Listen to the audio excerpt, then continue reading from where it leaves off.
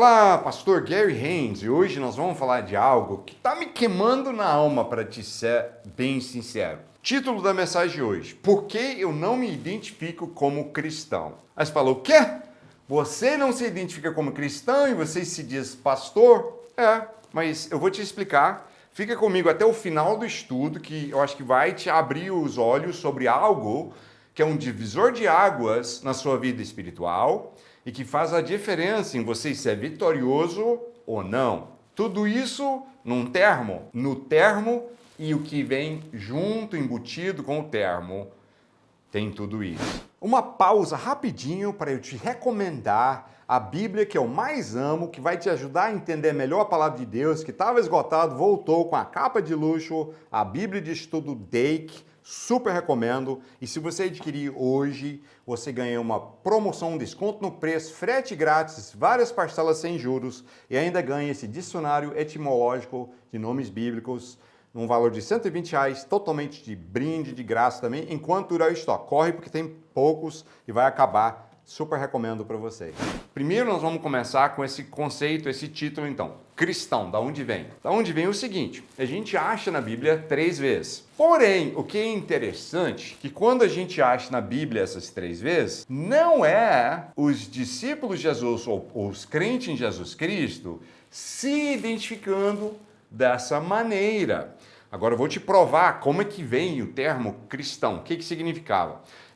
O termo em grego é cristianos e pode ser traduzido, eu já vi algumas versões disso, mas é tipo um seguidor de Cristo, um pequeno Cristo. Tem algumas formas de interpretar a palavra cristiano, mas o termo ele começou a ser usado dos outros falando de quem seguia Jesus e no início começaram a usar como uma forma de zombar dos seguidores de Jesus. Então, é usado 3 vezes no Novo Testamento, quero que você preste atenção comigo nesses 3 usos, porque nós vamos desencadeando, né? Tipo abrindo, descascando uma cebola, né? Que vai ter muitas camadas. E você precisa ficar comigo até a última camada para realmente entender algo que vai mudar a tua vida espiritual. Então vamos lá. O primeiro lugar que é usado na Bíblia é no livro de Atos, capítulo 11, versículo 26. Diz o seguinte: Quando o encontrou, levou-o para Antioquia. Assim, durante 1 ano inteiro, Barnabé e Saulo se reuniram com a igreja e ensinaram uma considerável multidão. Em Antioquia, os discípulos foram chamados cristãos pela primeira vez. Preste bem atenção. Ele, assim, o Lucas, inspirado pelo Espírito Santo, ele descreve os seguidores de Jesus, dizendo ainda, ele usa o termo de origem ainda. Ele fala, os discípulos foram chamados pela primeira vez de cristão, quer dizer que os outros usavam para chamar eles, mas eles ainda se chamavam de discípulos de Jesus. Depois você vai ver o rei Agripa chama Paulo de cristão no livro de Atos, né? Ele o denomina como você é cristão. Depois Pedro usa o termo, mas preste bem atenção do jeito que ele usa, tá? 1 Pedro 4, 15 e 16 diz, depois Pedro fala, portanto, nenhum de vocês sofra como assassino, ladrão, criminoso, nem como quem se intromete nos negócios alheios. Contudo, se sofre como cristão, não se envergonhe, mas glorifica a Deus por meio desse nome. Então ele está dizendo assim, não sofra como ladrão, assassino, criminoso, mas se você sofrer como um cristão, quer dizer, de novo, usando um termo que era usado pelos outros para chamar os discípulos de Jesus. Pedro usa bem assim. Então, era, como eu falei antes, era algo usado no início para zombar o pessoal, tá? Agora, depois, quando no século III a igreja vira parte do Império Romano, o termo cristão ele passa a ser formalizado, né? Aí vira a ser a Igreja Católica Romana e eles se denominam a partir dali de cristão. Então eles pegam o termo que no início era usado para os outros falar deles e zombar eles, e aí eles, né, incorporam dentro da nova Igreja Romana, tá? E aí, assim, hoje em dia eu tenho visto uma moda que, assim, até poucos anos atrás, como é que a pessoa que tinha decidido seguir Cristo como Senhor e Salvador se chamava? Até uma geração atrás, e até poucos anos atrás continuou, se chamava de crente. Inclusive era falado pelo quem não gostava de quem era de Jesus, falava aquele crente.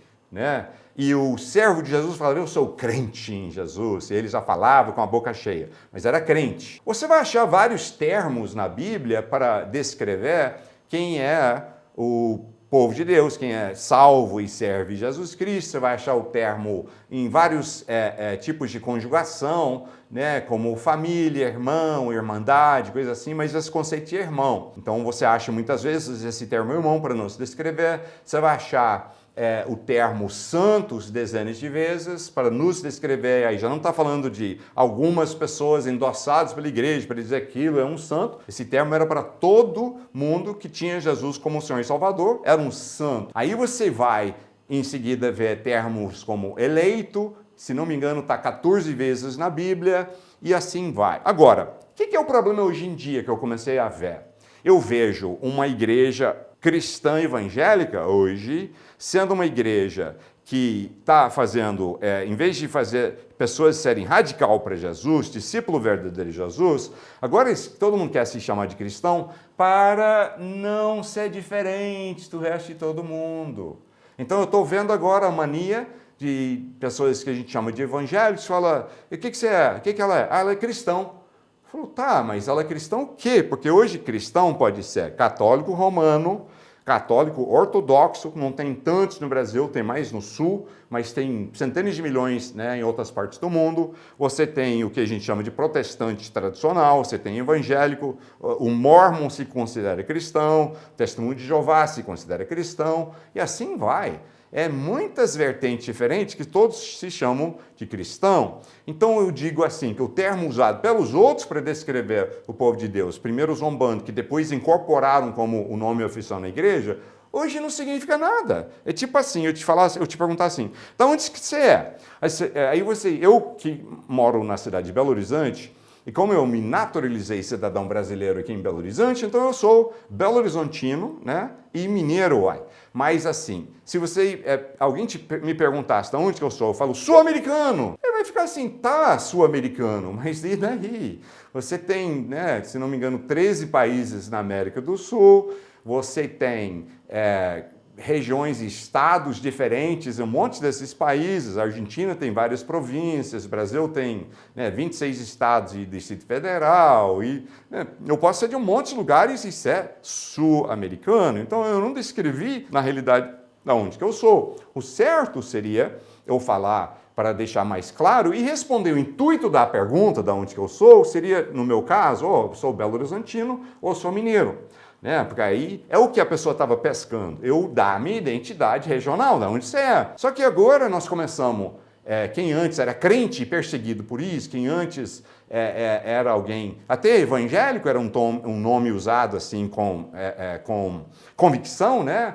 Agora virou, eu sou cristão. Por quê? Porque agora ninguém tem que saber que eu sou diferente de ninguém. Por quê? E nós começamos a misturar com todo mundo, não ter mais valores, não ter mais convicção das coisas que a gente acredita e tudo mais. Então, o problema é que hoje nós não assumimos ser discípulos de Jesus, que era o termo usado por Jesus, e no livro de Atos, quase 300 vezes usado para identificar a gente. E qual a diferença? Qual a questão disso? Por que eu estou fazendo pecuinha disso? Não é pecuinha não, é coisa muito séria e muito importante. Quando você quer aparecer com todo mundo, você quer meio que sumir e não mostrar que você é diferente. Só que nós chamada para mostrar que não somos desse mundo, né? A gente não misturar. Jesus falou que você tem que ser luz e sal, né? Luz nas trevas e sal e diferente, você tem que fazer diferença, tem que ser radical pela causa de Cristo. Jesus disse, se me odiarem, vão te odiar. Só que nós decidimos seguir um evangelho que chama seeker sensitive, ou sensível a quem busca, que é um evangelho aguado, onde nós aguamos tudo, facilitamos tudo, porque aí vamos atrair mais gente. Mas atrair ninguém. Quando você prega uma mensagem fraca, mole, aguada, isso não atrai ninguém, toma uma bebida aguada, ponha 3 pinguinhos de Coca-Cola e o resto água, e fica ruim certamente. Eu nunca fiz, mas deve ficar muito ruim, porque nem água mais agora tem um pouco de gosto de coca, mas nem coca não é nada, ficou sendo nada. E é o que nós ficamos sendo hoje. Eu sou cristão, porque eu não quero identificar, eu não quero assumir nada, eu não quero que ninguém me veja como diferente, e isso é um problema seríssimo. né? Se você não está disposto a dizer a tudo e todos, eu sou de Cristo, eu sou discípulo de Jesus, que é o termo que Jesus usava para nos identificar, e nós vivemos num mundo em que a identidade pessoal está sob ataque. Está sob um ataque que eu nunca vi coisa igual. Então, se você não quer se identificar como discípulo de Jesus, é porque você não está sendo de fato discípulo de Jesus. Desculpa eu falar, mas é a verdade. E está na hora de alguém falar algumas verdades. Chega de falar, né, as coisas que coçam ouvidos, que a pessoa quer ouvir, disse nos últimos tempos, vão escolher mestres que vão falar o que eles querem ouvir, para não falar a verdade da Bíblia, que realmente transforma, que realmente faz diferença. Tem milhões de pessoas hoje no nosso querido Brasil dizendo, não estou indo mais na igreja, porque eles começaram a ver que não é diferente. Tentou atrair os jovens com balada gospel. Gente, o que é balada gospel? Fica uma geração fazendo balada gospel e não entendemos porque diminuiu radicalmente a quantidade de discípulos de Jesus no meio dos jovens. Porque nós achamos que você faz a balada gospel vai atrair os jovens. Que nada. Você tem que esquecer de tentar fingir que é do mundo, porque o jovem pensa assim, que ele está no ponto de decisão. Fala, é a balada gospel lá na igreja, né, na reunião lá da igreja, mas a balada do mundo é muito melhor, então já que é tudo balada, eu vou nessa. Gente, Jesus não era assim, ele não pregava um evangelho assim, ele pregava um evangelho de impacto, de transformação, de mudança. E nós temos que voltar a esse evangelho de diferença, de vida diferente,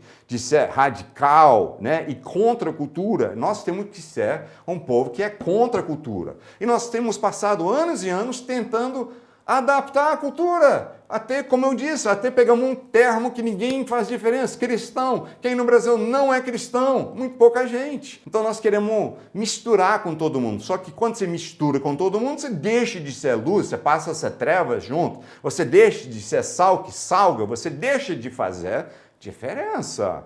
E esse é o problema que está fazendo a igreja esfriar, é um dos, né, grandes problemas, porque paramos de sermos radicais e sermos diferentes do mundo. A palavra diz em Romanos 12, 2, não se amoldem ao padrão deste mundo, mas transformam-se pela renovação da sua mente, para que vocês experimentem a boa, agradável e perfeita vontade de Deus. Ele diz assim, não se amoldem ao padrão desse mundo, mas transformam-se, né, sejam diferentes, não entrem no padrão do mundo, mas eu sou cristão, está fazendo o quê? Entrando no padrão desse mundo, porque pode ter começado o termo para designar quem era realmente um discípulo ou seguidor de Jesus, mas depois do século III passou a ser um termo genérico, que não quer dizer muita coisa. Foi o termo institucionalizado da Igreja Romana, depois ela continua na Igreja. Quando veio o cisma, né, essa divisão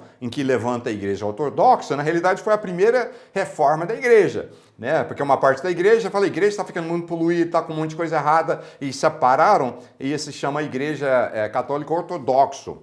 E assim vai, né? Aí assim, o termo virou um termo genérico, que como eu falei, que cobre um monte de coisas, e não faz a gente ser diferente. Está na hora da gente ser radical, diferentes e tudo mais. E voltar ao conceito que era importante para Jesus, que quando você assume Jesus como seu Senhor, você encontra a partida dele e passa a ser discípulo de Jesus. Você é discípulo de Jesus, isso é a tua identidade. Agora, Jesus enfatizava como que custa algo caro da sua vida e a minha para a gente ser discípulo de Jesus. Por exemplo, na passagem do livro de Lucas, capítulo 14, versículos 25 a 27, Jesus é radical, né, com o que ele fala sobre ser discípulo dele. Ele diz o seguinte, uma grande multidão ia acompanhando Jesus. Este, voltando-se para ela, diz, se alguém vem a mim e ama o pai, a mãe, a mulher, os filhos, os irmãos, as irmãs e até a própria vida, mais do que a mim, não pode ser meu discípulo. Aquele que não carrega a sua cruz e não me segue, não pode ser meu discípulo. Então você vê Jesus enfatizando que se você é dele, é o custo que tem que pagar, e que ao pagar esse custo é parte do preço que ele te cobra para você ser o quê? discípulo dele. A sua e a minha identidade primária tem que ser de discípulos de Jesus, tá? E isso, Jesus mesmo quem deixou muito claro isso.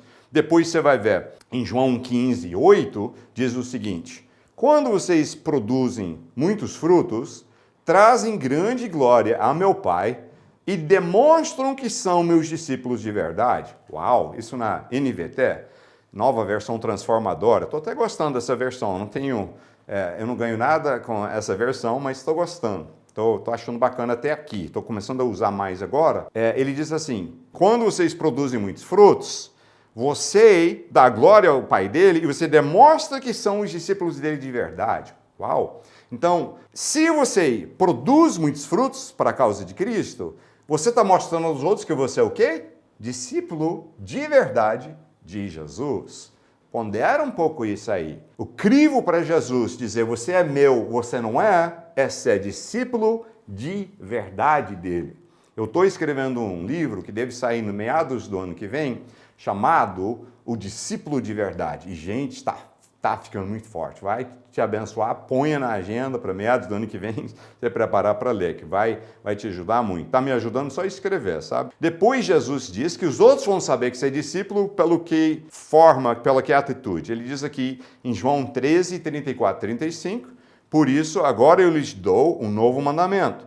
Amem uns aos outros. Assim como eu os amei, vocês devem amar uns aos outros. Seu amor uns pelos outros provará ao mundo que são meus discípulos. Você prova para o mundo, para os outros, que é discípulo de Jesus, fazendo o quê? Tendo ágape para os outros, como ele teve para conosco. Então, ele de novo usa o crivo e a identidade de dizer alguém que prova para os outros, mostra para os outros que você é o quê dele? O discípulo dele, né? Ele não usa o termo cristão. Depois, a gente vai ver em João 8, 31 e 32, uma passagem onde ele deixa bem claro esse ponto de novo. Ele diz aqui o seguinte, Jesus disse aos judeus que creram nele, vocês são verdadeiramente meus discípulos se permanecerem fiéis a meus ensinamentos, então conhecerão a verdade e a verdade vos libertará. Ele fala que vocês vão ser verdadeiramente meu discípulo, ou um discípulo de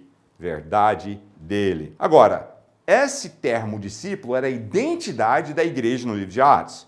Poderia mostrar um monte de passagens, vou mostrar duas bem rapidinho. Primeiro, Atos 6, versículo 7, que diz, assim a palavra de Deus se espalhava, crescia rapidamente o número de discípulos em Jerusalém. Além disso, um grande número de sacerdotes obedecia à fé. Esses são quem era um sacerdote, né, na antiga aliança, agora eles vieram para a fé em Cristo Jesus e viraram discípulos de Jesus também. Depois, Atos 16:1 diz, Paulo chegou a Derbe, depois a Listra, onde vivia um discípulo chamado Timóteo. Então, a identidade de Timóteo também é discípulo de Jesus. Qual a diferença, então? É porque o cristão só está querendo se camuflar e dizer para o resto de todo mundo que eu não sou nada diferente de vocês, quando a Bíblia diz, e Jesus nos chama para sermos diferentes. Ele depois fala que se você dizer assim, Senhor, Senhor, chamou ele de Senhor, mas não obedeceu os mandamentos do Pai dele, você não é dele, né? E o que era um discípulo de Jesus? Ele tinha 4 principais atributos que eu consegui identificar na palavra de Deus. O discípulo vivia para seguir Jesus, servir Jesus, obedecer Jesus e aprender com Jesus. 4 principais atributos de um verdadeiro discípulo de Jesus. Agora sim, não é pecado você usar o termo cristão, não estou dizendo isso.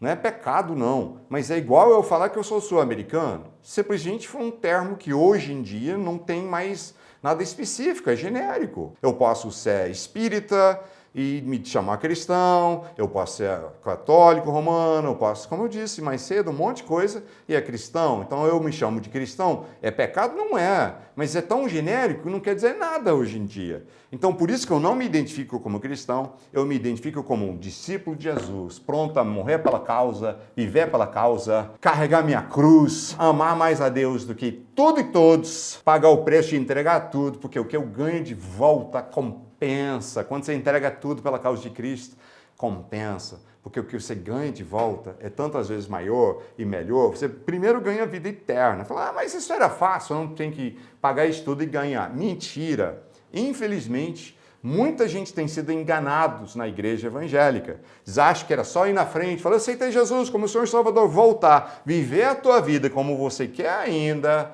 Eu vou fazer o que eu quero, eu vou fazer a faculdade e tal, porque é isso que eu quero.